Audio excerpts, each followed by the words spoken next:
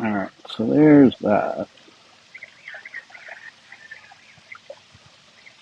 I go there. Folks, this is the Uplift. This is a show that uncovers the deeper realities that influences our thoughts, feelings, and our choices. So, appreciate you for being here. This week we've been talking about the word familiar, and we've been discussing as to how this actually, affects our brain, how it affects our nervous system, in which case that it does. Christine, wonderful to see you on. There we go.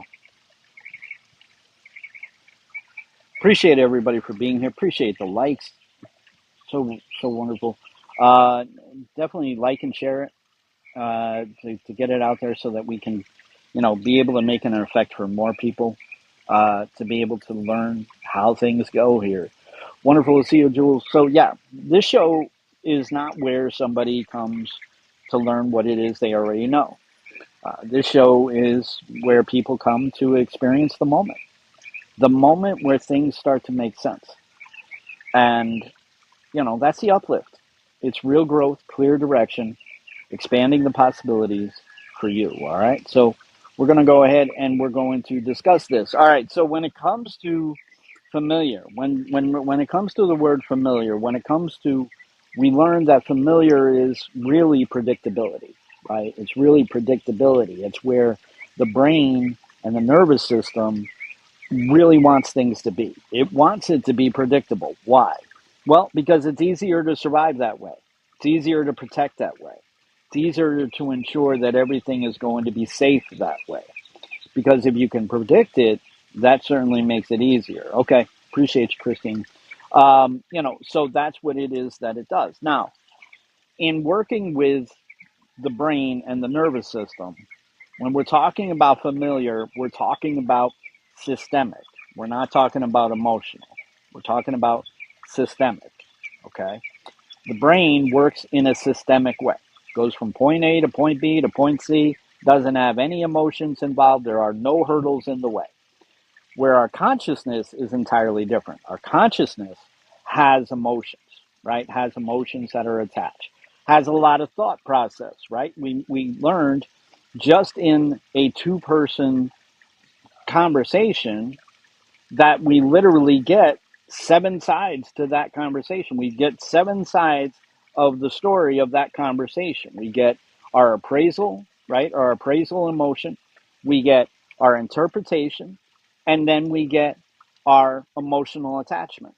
So there's three sides to each side, right? There's three sides to each person.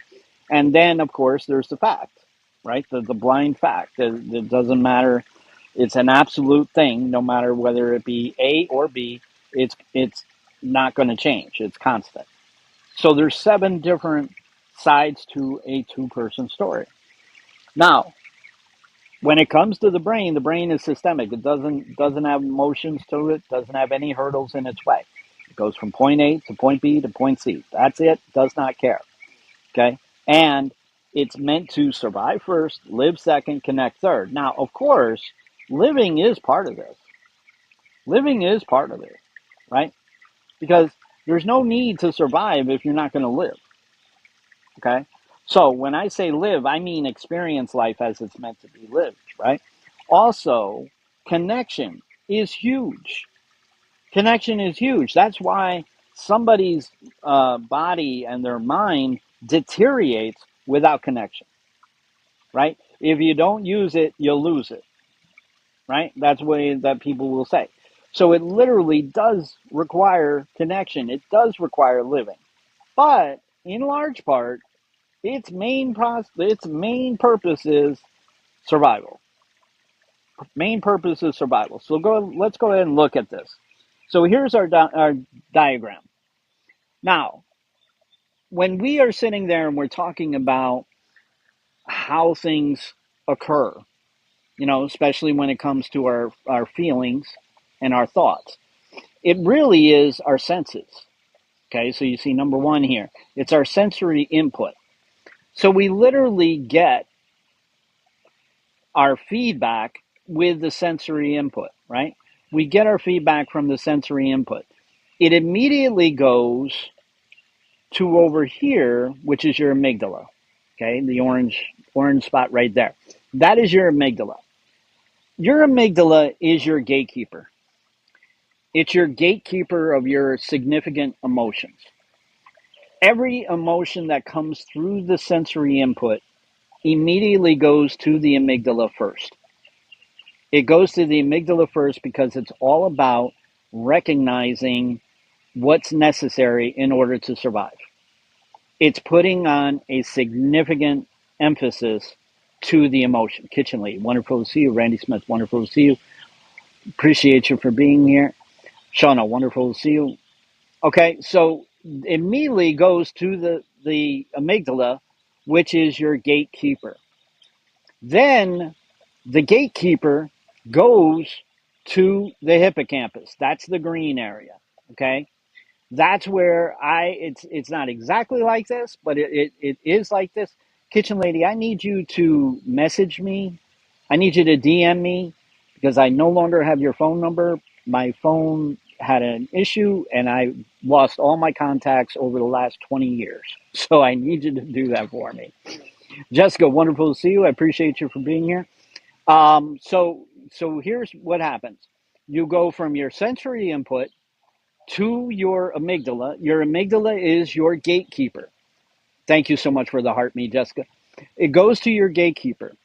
As it's in your gatekeeper, the gatekeeper then goes to the hippocampus. Now, the hippocampus, this is your Windows system, your Windows operating system, right? It's like where the folders are. You have folders and then you also have subfolders. Thank you so much, hon. You have folders and then you have subfolders, right? And these contain all of the experiences that you've had in your daily life. So whether it be what it is that you saw, what it is that you had felt, what it is that you had thought, if it had a significance to it, it has a folder. And there are some things that have folders that you're not even aware of, but your body and your brain had taken notice. Okay. So your amygdala is sitting there and it goes to the hippocampus and it then says, okay, it's either we need to do something about this or it's going, we're good. We're all right. Now, when it goes from good to all right, now it's going to your autonomic nervous system, your autonomic nervous system. Now, this thing is really, really cool because it is a regulator. It literally decides how it is that your body's going to react, right? When I gave you some of the examples that we had talked about, like when you were walking to your car and it was a little bit dark out and there wasn't very many people around, all of a sudden you started probably feeling your heart kind of like beating a little bit faster. You had your mind racing a little bit, right? Your breathing was a little bit more, you know, haphazard rather than smooth. Okay, the reason why that is your autonomic nervous system.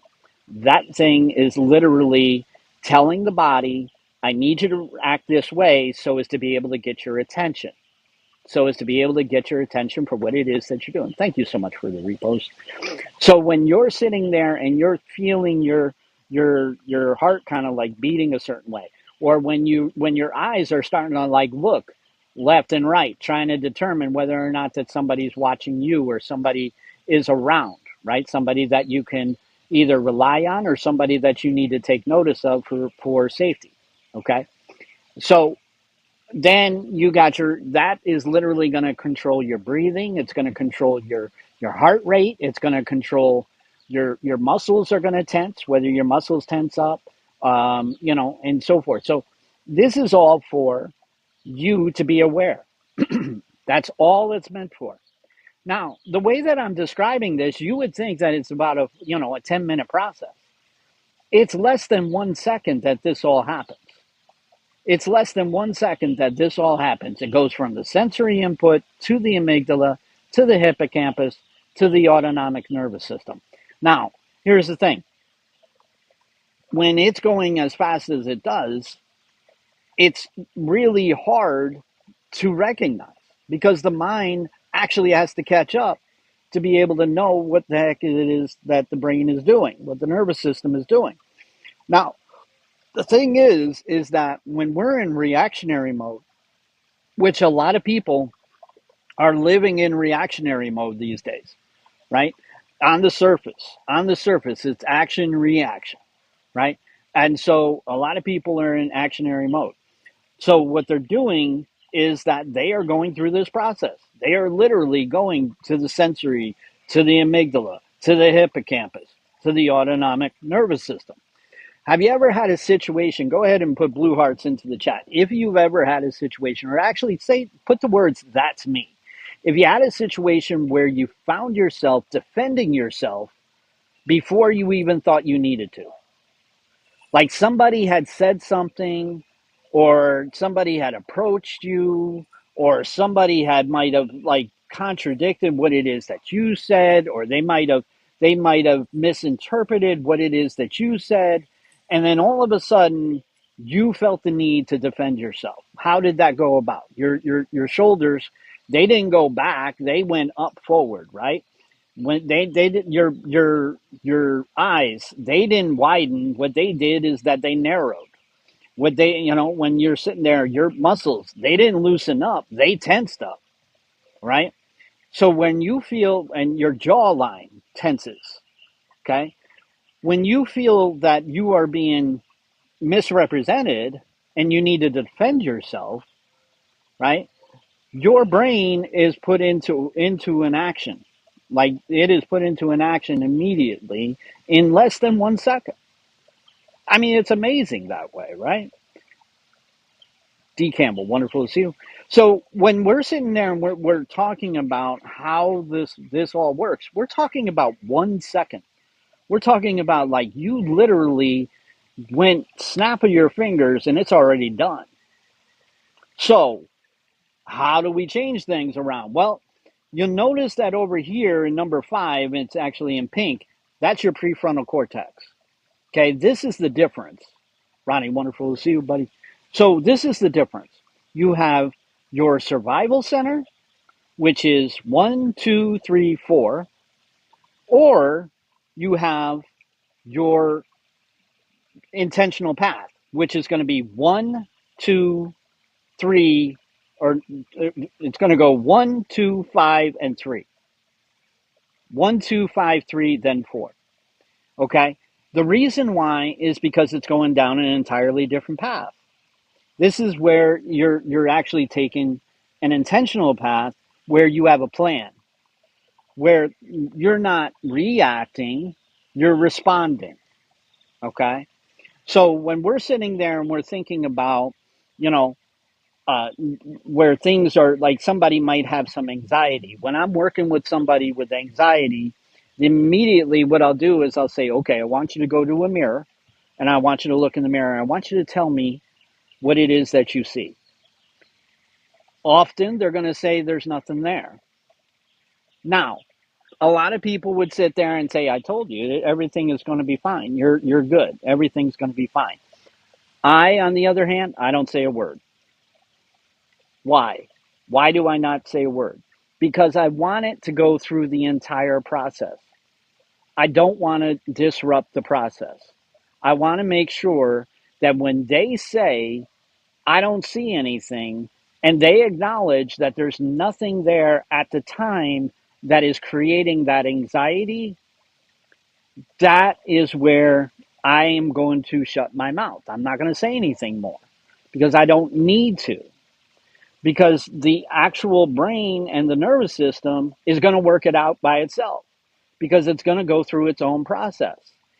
It's going to realize through the mirror that there's nothing there at the time. So whatever it is that you might be anxious about, it isn't something that's happening currently, right? So I allow the brain to go through its process. I allow it to have its sensory. I allow it to have its significant influence when it comes to the amygdala. I allow it to go there, but then I went ahead and I disrupted it. The disruptor is going in front of the mirror and seeing how that there's nothing there. Now you're going into your prefrontal cortex. because your prefrontal cortex is going to make sense of what is going on. And it's going to say, what should I do now? Versus I'm in danger, right? So it's literally a different process. Sometimes the best thing to do is merely lead somebody rather than tell somebody. Merely lead somebody rather than tell somebody. That's why I say I'm not a teacher, I'm a mentor. I'm not somebody, Yadi, wonderful to see you this morning. I'm not somebody who's going to tell you what to do. I'm going to lead you enough for you to realize you have a choice. And the reason why that is so that it allows your brain and your nervous system to go through the process to be able to determine that you have a choice. Okay? So, again, when you are in, the survival center, everything is coming through your sensory input, which is what you hear, sense, hear, see, think, feel, all those things. Sensory input, right? Going into your amygdala, because your amygdala is the gatekeeper. Every emotion goes to the amygdala. It wants to then put a tag on it for significance. Okay? So if it feels something that's familiar, which we're talking about familiar this week, we're talking about the familiar factor. If it feels something familiar from your history, that it senses something that's familiar and it remembers what that meant back then, it's going to predict that that means the same thing right now. It's going to predict that it means the same thing right now. And so it's automatically going to go into that process. It's going to go to the hippocampus. It's going to tell the hippocampus to open up all the folders that are going to support and reinforce what the amygdala is feeling at the moment, what the amygdala feels the significance is at the moment. Okay? Now, your autonomic nervous system is also in play, but there's also the ACC. Now, that is your regulator. Okay, that's your regulator within your brain. This, when everything is going well, it regulates. It basically says, yeah, I'm not really going to get all involved into that. I don't need to get all involved into that, right? It's a little bit more of a common sense factor, okay? And it regulates what's important, what's not. But when you are in a survival center, when you're in a survival mode, what ends up happening is that the survival mode overrides the common sense. It overrides the regulator and literally tells the ACC, hey, I need you to turn it up. I need you to turn it up because I need you to be aware that there is something that I feel is necessary to be aware of, whether it be fear, whether it be danger, whether it be, safety of unsorts, whatever that is. It literally is doing that to get your awareness. When we're sitting there and we're having our thoughts being taken into account, Uncle Sam, wonderful to see you.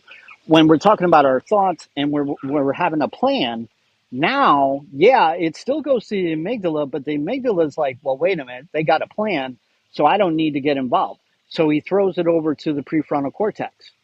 The prefrontal cortex is your plan of things now being done. Now, let's go ahead and hopefully we'll be able to go ahead and do something here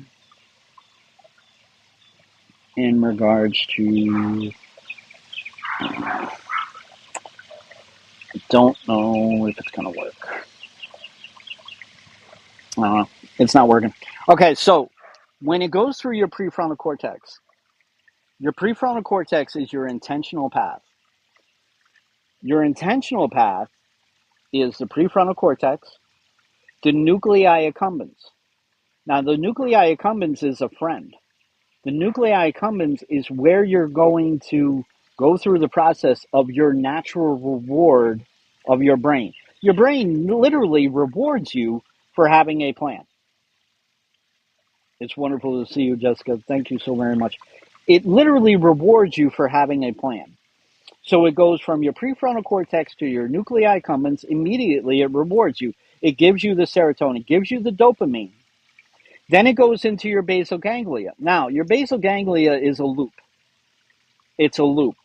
All right. Now, that loop is also known as your subconscious. It's your subconscious process.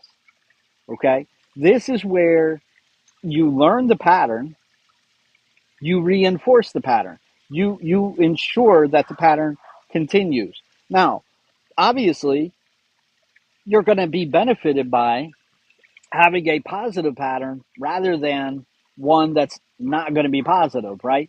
So when you're in your survival center, it's going to have a pattern, but obviously it's going to be a lot more chaotic, right? It's going to be a lot more like something is wrong. We need awareness of what's going on. When it comes to being in the intentional path, now you have a positive pattern. Now you have a positive loop, right? And so when you have a plan, now your brain is starting to say, oh, wait a minute, you got a plan this time. So, okay, so when I feel anxious, you already know that you're going to go look in the mirror.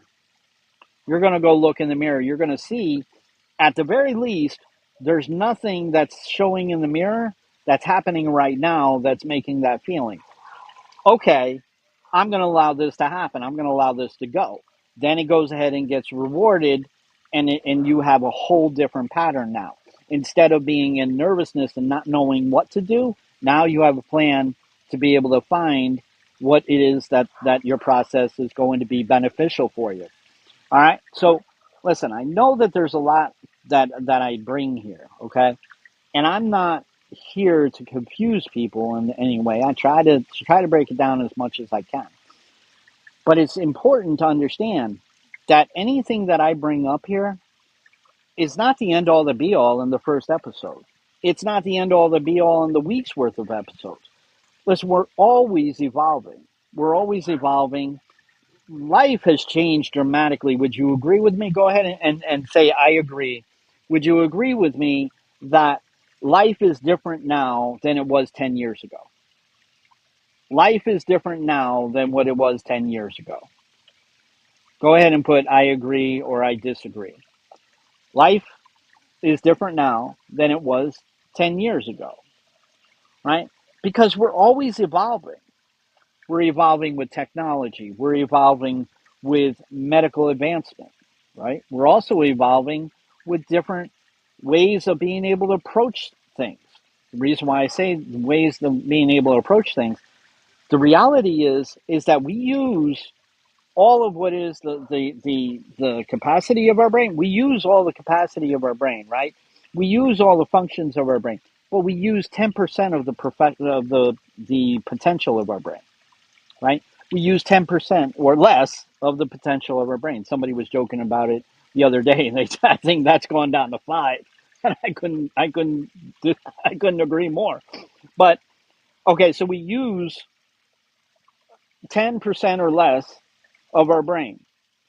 The brain uses 100 of it, of that percent, of that potential. It knows how things work. It knows why things work. It knows where things work. It knows exactly what's going on. So we are always going to be in pursuit of getting a 1% different than what it is that we currently have. We're always going to be in pursuit for 1% different than what we currently have. We're always going to want to make it from 10 to 11. We're going to want to make it from 11 to 12. We're going to want to do that. And as we learn more and how the brain works and how our body behaves and how it is that and why it is that the brain and the nervous system works the way that it does, as we learn more and we have advanced technology and we have advanced understanding, we have the ability to be able to make a difference even more so. Okay. And that's what the whole idea of this is. The idea is to show you this is the systemic portion of things. When I go ahead and I describe how things go, it seems as if like it's a 10 to 15 minute process. You're talking about seconds here. You're talking about less than a minute, right? I mean, this thing is going to go through a process, I should say less than a second. By the time you snap your fingers, it's already gone through this process, right? And so it's important to realize this is what's happening. In the meantime, we're in our emotional state. We're in our emotional state. We're drifting off of our center. We're kind of getting caught up into the drama. We're kind of getting caught up into the fear. We're kind of like feeding into what it is that's occurring. And so that's what ends up happening here. Your brain works in a systemic way. We work in an emotional way. All right. Listen, like I said, there's not any topic that I'm going to describe here that's going to be the end all, the be all in one episode. Okay. For right now, just take notice of how this occurs. Take notice that when you're in your survival mode, it goes from your sensory to your amygdala to your hippocampus to your anatomic nervous system, right? It goes like a seven, number seven, okay, on this diagram. When you are in your positive mode and when you're in an intentional mode, it goes from our sensory to our amygdala to our prefrontal cortex to our hippocampus. The unique part of the hippocampus is that although, yes, it supports when we're in survival mode, it also supports when we're in our intentional path. Okay? Because, like I said, it has folders and subfolders of our life from the very beginning to where it is that we are now. So I'm 55 years old. I've got over 40 plus years, right, of information, of data that's within the hippocampus. Things that I know and things that I have no idea that I know. I didn't even know that they were there, right? So when we're in our intentional path, it goes from our sensory input to our amygdala to our prefrontal cortex back to the hippocampus to reinforce, right? We're going to reinforce the positive loop, which is our intentional path, and then you have an entirely different loop. You have it, then it goes into the basal ganglia, which is your loop, and that is your subconscious process learning that pattern. So it learns a positive pattern rather than it would be learning a pattern that would be unpositive. All right. So I appreciate everybody for here, and if you'd like to go ahead and discuss this a little bit further, we're going to go ahead and open it up so that you can go ahead and ask any questions. Also on Friday, we're going to have a review to be able to, get some more understanding so as to be able to see what's possible versus what's not.